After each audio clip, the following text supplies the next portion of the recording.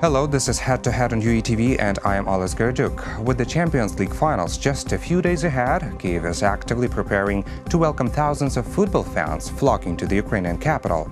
After all, it's the first time ever when Kyiv will be hosting the final matches of the Women's and Men's Champions League's annual football competitions among Europe's top division football clubs. So what has been done and what is yet to be solved to fully prepare for such an extraordinary event? To talk more about this, we welcome to the studio today Volodymyr Ganelin, Head of Promotion and Image Policy Division at Tourism and Promotion Department of the Kyiv City State Administration. Hello, and thank you for joining us today. Hello. Hello, everybody. So, how many football fans are we expecting in Kyiv? Okay, for this competition, we're expecting more than 100,000 fans. 100,000? Yeah. About this amount, we're expecting about 60,000 from all over Europe. It will not be only from Spain and England. There will be a lot of fans who will come to Kyiv from France, from Germany, from Poland, just to see these finals from the streets. Even if they don't have the ticket for the final matches, they could appear. Take part. In the fan zone? Or? Yeah, in the fan zones. It will be a fan zone on Khrushatyk Street. It's called like Champions Village. It will be the main fan zone, but you can't see the football match over there. It will not be a big screen to see the match. Also, it will be two meeting points for the teams. For Liverpool team, it will be near Shevchenko University, in the park of Shevchenko. And the second meeting point for Real Madrid fans will be near the Ukraine Palace on the street, on the Velika Vasilkovska Street. Mm-hmm. So how would you estimate Kyiv's being prepared to host this kind of event? Kyiv is preparing for this kind of event for more than 8 months. The main positions for this is image policy. We're doing a lot of things to give the right information for the people who would come. There are a lot of questions about accommodation, about security. Okay, what do you recommend to these people? What are the most common questions? For the people who recently don't have an answer with accommodation, I will tell them that they should look through the Facebook, they should look through our touristic website, visit Kyiv.travel. They will find their information about the free accommodation, like a free couch, like couch surfing programs. Free couch initiative. Yeah, there are a lot of people who are providing free space for living for a few days for the fans. So this is a group on Facebook, right? Yeah, firstly it's a group on Facebook, then they made a website on a free platform.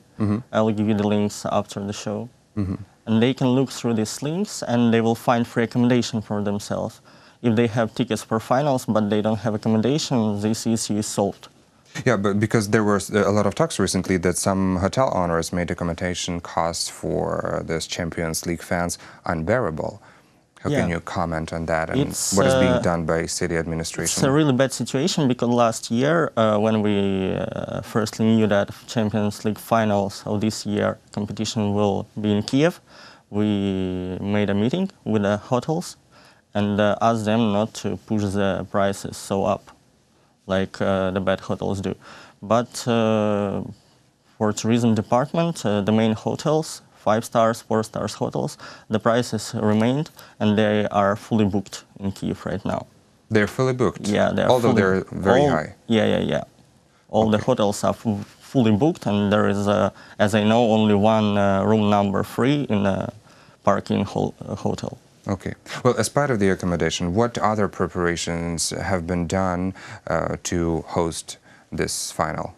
There were done a lot of preparations with the streets of Kyiv. We made something new, like a bus stops. Renovations? Yeah, renovations. We made a new bus stops. We're working a lot on security issues. There were made new protocols of security.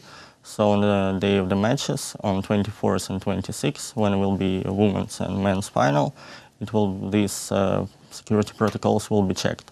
Yeah, but what security measures will be taken of course, to prevent any violence? It will be a lot of policemen from all over Ukraine will situate in Kyiv.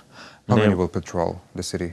Actually, this information, I don't know this information actually because I work for tourism department, but I know it will be more than 5,000 policemen in Kyiv for the days of the event. Okay. Were there any specific requirements from the UEFA? Yeah, we have a lot of restrictions, a lot of requirements to... Could you tell us? It depends on everything. For example, if we will talk about Champions Village, it will be a tourist info center over there. It will be like a small house where all the fans can come in and take the information about tourism in Kyiv, about all tourism places and so on. About some sites, yeah, and how to get there. Okay. Yeah, of course.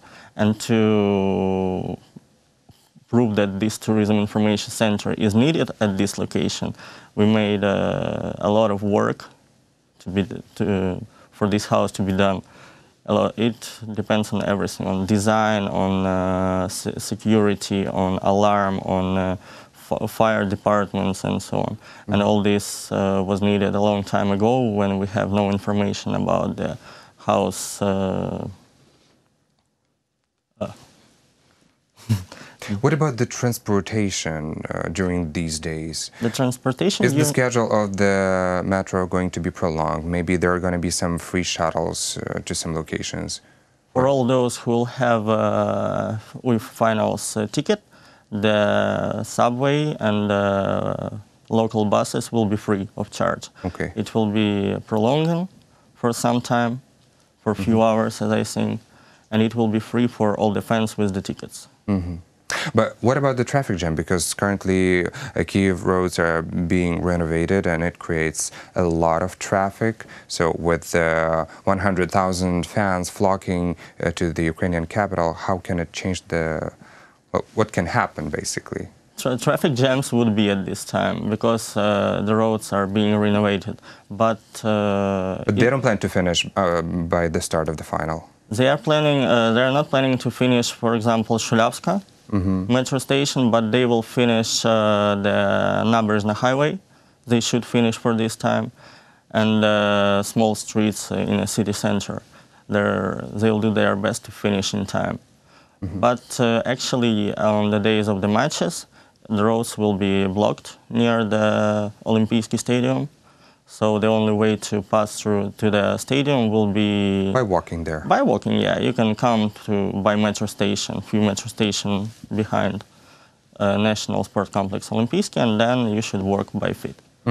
Well, let's also remind our audience that Kyiv was already hosting such grand events like Eurovision Song Contest in 2005 and 2017, and also Euro Cup 2012. What lessons did Kyiv learn from these experiences? It was a huge experience for Kyiv. And when the Kyiv firstly met UEFA managers in 2008, it was a lot of difficulties because the people did not have such experience to work with so big organizations. But right now we're moving really good and really fast. We're trying to make more things done until the final game comes. Well, let's hope that Kyiv will be the most hospitable hosting city for UEFA Champions League final. And thank you so much for this interesting conversation. Of course, thank you.